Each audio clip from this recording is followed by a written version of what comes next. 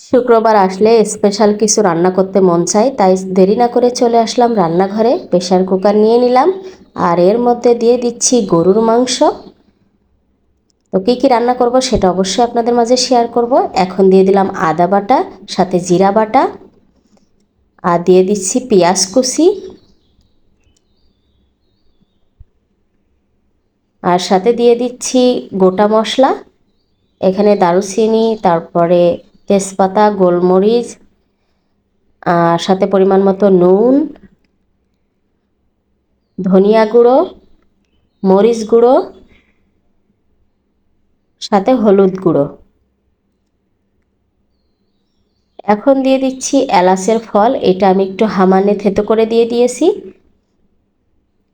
সাথে দেব পরিমাণ মতো তেল। সব কিছু দিয়ে এখন খুব ভালো করে এটা মিশাবো।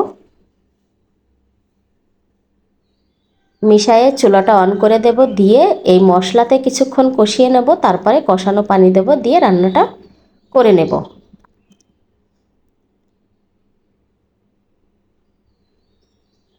তো আমার এই রান্না প্রায় হয়ে গেছে, দেখেন।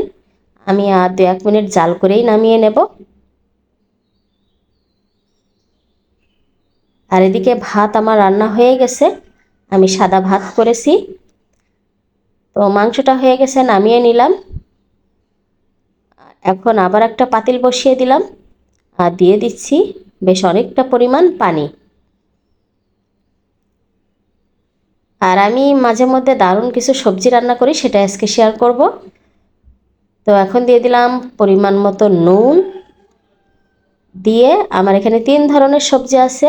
আছে হচ্ছে উশি, তারপরে পটল, আর সাথে পেঁপে।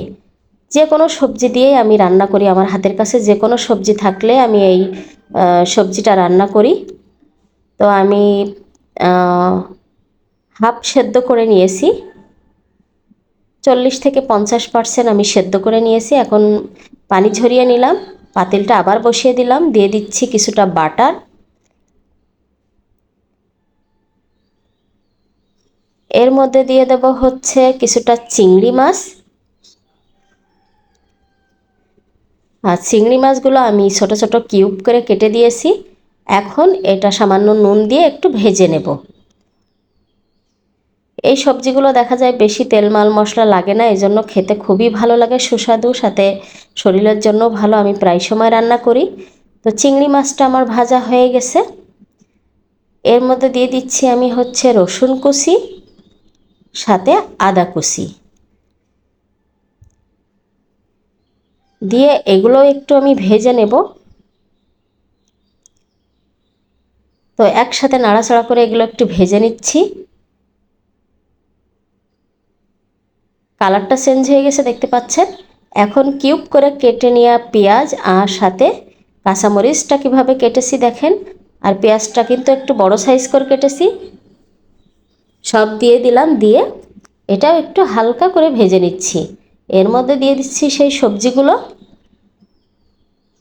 দিয়ে খুব ভালো করে মিশিয়ে নিচ্ছি।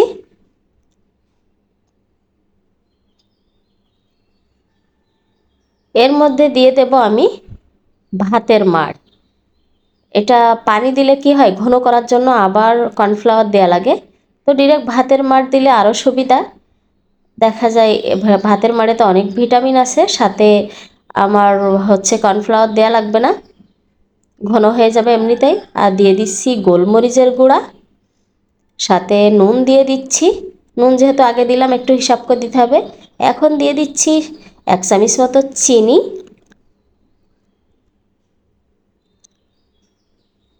সব কিছু ভালো করে মিশিয়ে দিচ্ছি, দিয়ে 2-1 মিনিট জাল করলেই হয়ে যাবে, কারণ এটা বেশি সেদ্ধ করা যাবে না এই সবজিটা।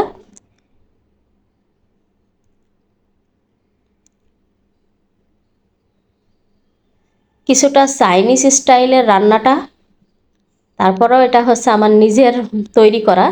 আমি বেশিরভাগ দেখা যায় নিজের মতো করে রান্না করতে ভালোবাসি। যত একটা রেসিপি আমি দেখি না কেন, কিছুটা কারিকুলাম ওর মধ্যে আমি নিজে করি, কারণ আমি হুবহু একদমই সেম একটা রান্না দেখে আমি রান্না করতে পারি না।